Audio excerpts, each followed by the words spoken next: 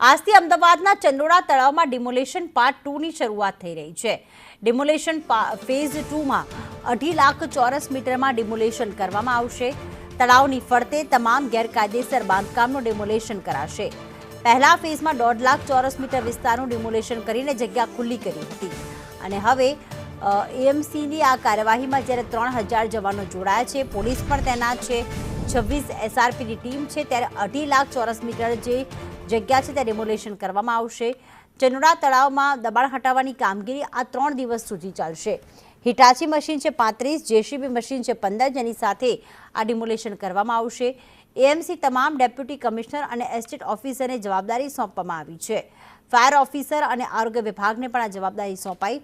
Demolition પહેલા ગઈકાલે સીપીની અધ્યક્ષતામાં એક બેઠક મળી હતી, ત્યારબાદ જીએસ મલિક દ્વારા એક પ્રેસ કોન્ફરન્સ પણ કરવામાં આવી અને આ ડિમોલેશન ફેઝ 2 અંગે માહિતી આપવામાં આવી હતી। બેઠકમાં મહાનગરપાલિકા પોલીસના ઉચ્ચ અધિકારીઓ ઉપસ્થિત રહ્યા હતા। અગાઉ ચંડોળામાં 4000 ગેરકાયદેસર મકાન તોડી પાડવામાં આવ્યા હતા।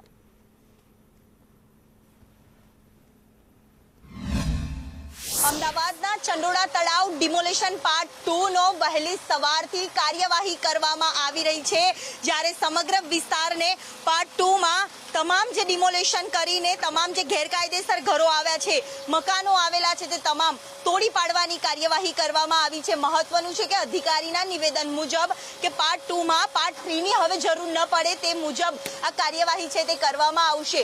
છેલ્લા ઘણા સમયથી ચંડોળા તળાવને રીડેવલપમેન્ટની કામગીરી અધૂરી રહી હતી, હવે એ કામગીરી ઝડપી પૂરી થાય તે ઉદ્દેશ્ય સાથે ચંડોળાના તમામ જે ગેરકાયદેસર બાંધકામો છે તે દૂર કરવામાં આવી રહ્યા છે।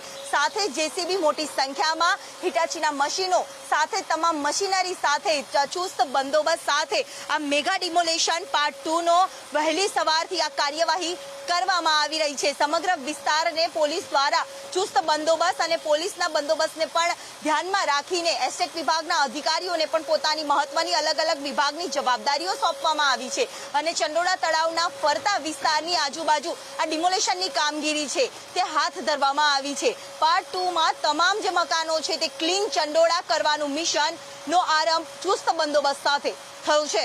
કેમેરામેન પુખરાજ શર્મા સાથે દિવ્યા ચૌહાણ, સંદેશ ન્યૂઝ।